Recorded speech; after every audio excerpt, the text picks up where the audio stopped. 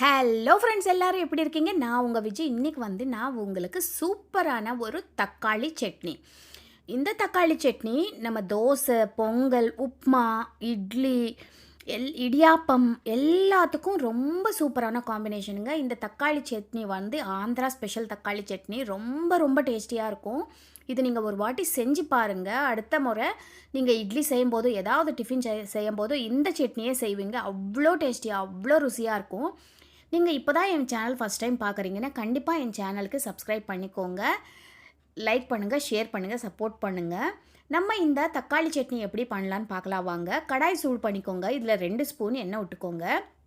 இதில் ஒரு கைப்பிடி அளவுக்கு வேர்க்கடலை. இது பச்சை வேர்க்கடலை தாங்க. நீங்கள் வறுத்த வேர்க்கடலையாக போட்டிங்கன்னா ஒரு நிமிஷத்தில் நீங்கள் மீதி இதெல்லாம் பொருட்கள் எல்லாம் போட்டுருங்க. நான் ஒரு 2 நிமிஷத்துக்கு அப்புறம் தான் காஞ்ச மிளகா போட்டிருக்கேன். ஒரு 5 காஞ்ச மிளகாய் எடுத்துக்கோங்க.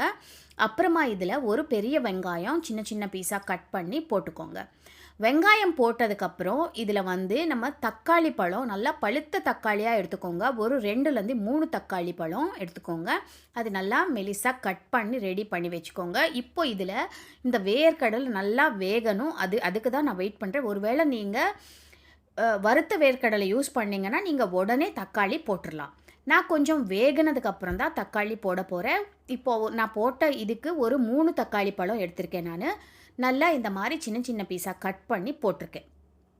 இந்த தக்காளி என்னென்னா நல்லா பழுத்தி நல்லா செவப்பாக இருக்கிற தக்காளி எடுத்துக்கோங்க. அப்போ தான் சட்னி சூப்பரான கலரில் இருக்கும். இப்போ நம்ம இதெல்லாம் ஒரு வாட்டி மிக்ஸ் பண்ணிக்கலாம். மிக்ஸ் பண்ணிவிட்டு நம்ம போட்ட தக்காளி, வெங்காயம் எல்லாம் நல்லா வேகணும் இல்லையா? அதுக்கு நம்ம கொஞ்சம் வெயிட் பண்ணணும். இதில் ஒரு சின்ன நெல்லிக்காய் அளவுக்கு புளி போட்டிருக்கேன். நீங்கள் புளிப்பு ரொம்ப வேண்டான்னா, இந்த தக்காளி ரொம்ப புளிப்பாக இருந்தால் இந்த புளி நீங்கள் போட வேணாம். ஆனால் புளி போட்டால் செம்ம டேஸ்டியாக இருக்கும். சின்ன துளி அளவுக்கு புளி போட்டுக்கோங்க. இப்போ ஒரு 3லேருந்து 4 பூண்டு பல் நல்லா கமகமன்னு வாசனை வரும். அதனால தான் நம்ம இதில் போட்டிருக்கோம். இப்போ இதில் ருசிக்கேற்ப உப்பு போட்டுக்கோங்க. நம்ம எல்லாமே இதிலவே போட்டுடுறோம். இந்த தக்காளி சட்னி நம்ம புதினாவும் சேர்க்க போகிறோம். அதனால் கமகமன்னு வாசனை இருக்கும். அதே மாதிரி செம்ம டேஸ்ட்டாக இருக்கும். இந்த தக்காளி புதினா சட்னி அவ்வளோ அருமையாக இருக்கும். இப்போ நம்ம எல்லாம் மிக்ஸ் பண்ணிட்டோம் இல்லையா? இந்த தக்காளி வேகிறதுக்கு கொஞ்சம் டைம் ஆகும். அதனால் நம்ம மூடி போட்டு ஒரு 5 நிமிஷம் விட்டுடலாம். விட்டதுக்கப்புறம் இந்த தக்காளி நல்லா வெந்துருச்சு நம்மளுக்கு தெரியும் இல்லையா? கொலன்னு நல்லா வெந்துடும். வெந்ததுக்கப்புறம் நல்லா ஒரு பெரிய கைப்பிடி அளவுக்கு புதினா நான் கழுவி வச்சுருக்கேன். அந்த கழுவி வச்சுருக்கிற புதினா இதில் போட்டுருங்க. புதினா போட்டுட்டு நல்லா மிக்ஸ் பண்ணிக்கோங்க. மிக்ஸ் பண்ணிவிட்டு இந்த புதினா ஒரு 2 நிமிஷத்தில் வெந்துடும்.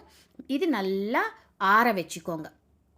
ஆற வச்சு இது நல்லா ஆறுனதுக்கப்புறம் தான் நம்ம சட்னி அரைக்க போகிறோம். இதுக்குள்ளே நம்ம ஆறுறதுக்குள்ளே நம்ம சட்னிக்கு தேவையான அளவு தாளிப்பு சேர்த்து விட்டுடலாம். இப்போ ஒரு சின்ன கரண்டி சூடு பண்ணி இதில் ஒரு ஸ்பூன் எண்ணெய் விட்டுட்டு இதில் கடுகு, அப்புறம் ஜீரகம், அப்புறம் கருவேப்பிலை போட்டுட்டு தாளித்து ரெடி பண்ணி வச்சுக்கோங்க.